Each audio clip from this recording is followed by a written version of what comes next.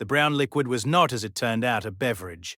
My scanner classified it as a stimulant. The humans were giving it to children.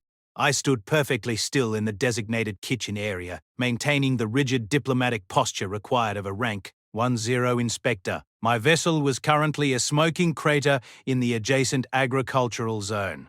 This forced me to accept the hospitality of the local inhabitant. My atmospheric processor was already struggling to filter the ambient aerosolized lipids and combusted carbon floating through the room. Earth was a Class 1-2 death world, and this localized chamber appeared to be a dedicated chemical testing laboratory. I will be honest, what I documented in that kitchen broke 3 diplomatic protocols and fundamentally altered my understanding of biological durability. Kestrel Marsh did not wear a hazard suit. She was wrapped in a simple cloth apron, her bare dermal layers entirely exposed to the volatile atmosphere. As an occupational nutrient synthesizer, a chef, as she called it, she moved with terrifying casualness.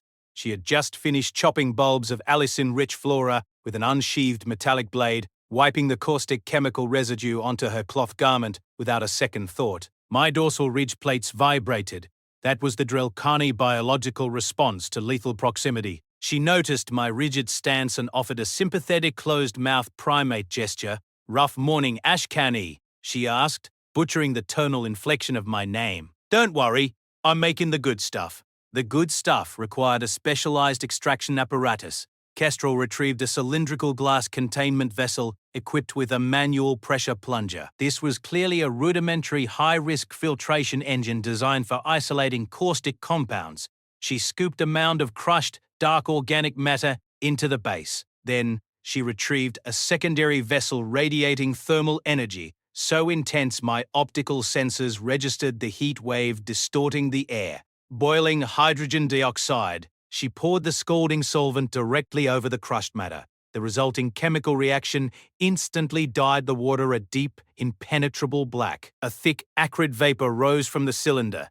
My atmospheric processor spiked, identifying a complex cocktail of neurotoxins, organic acids, and pyrolytic decomposition products. "Substance reclassified beverage-controlled stimulant." The text scrolled across my internal retinal display in urgent crimson. I maintained my polite smile, though my internal fluid pressure was dropping dangerously. Kestrel grasped the plunger of the apparatus and forced it downward, physically trapping the toxic sediment at the bottom under immense mechanical pressure. She then lifted the glass cylinder. Her unprotected flesh made direct contact with the thermal radiation, but her skin did not blister. She simply poured the corrosive sludge into a ceramic mug. My scanner frantically attempted to quantify the alkaloid concentration. Lethal toxicity achieved at... No, wait, she's pouring more. The extraction was so concentrated it could trigger cardiac arrest in a standard Class 4 mammal within cycles. Kestrel casually lifted the ceramic container toward her face and inhaled the noxious fumes deeply, her facial muscles relaxing into an expression of deep satisfaction.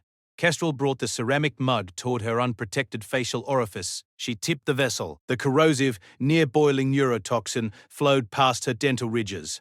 I waited for her biological functions to cease. I waited for the inevitable collapse of her respiratory system. Instead, she exhaled a contented sigh.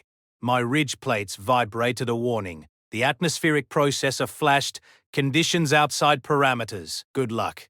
And she just took a sip. Kestrel noticed my horrified, rigid stare. She misinterpreted my paralysis as desire.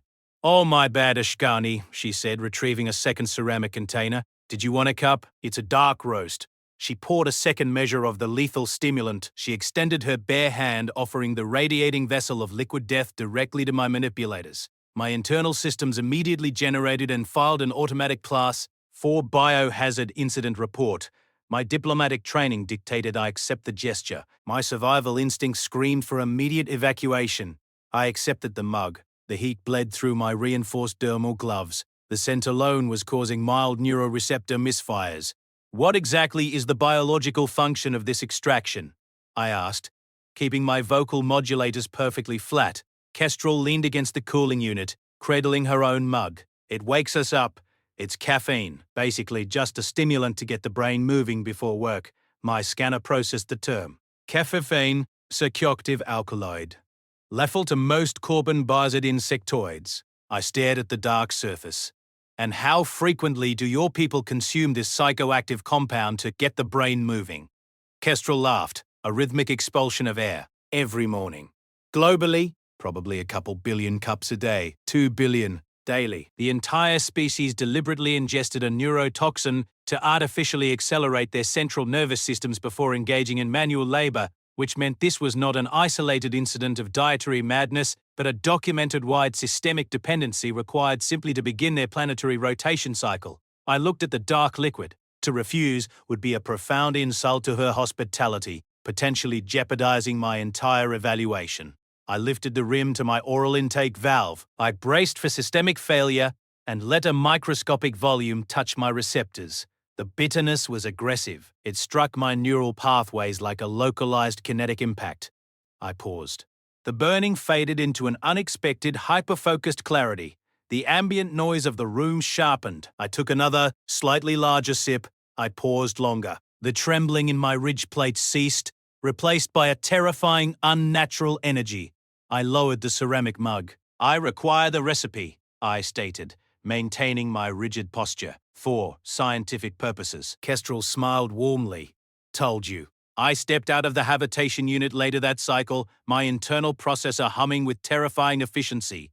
I had intended to fail this planet on every metric of habitability. Instead, I am filing this report under biological anomalies. I do not expect it to be believed. I looked down at the empty ceramic container still gripped in my manipulator. It was no longer an unidentified brown liquid. It was a weaponized evolutionary advantage. If this species requires a daily boiling cup of psychoactive poison just to start their morning, it is officially the reason humans are indestructible. Field Report 47 ongoing. I have requested reassignment. The request has been denied. Apparently, I am doing great.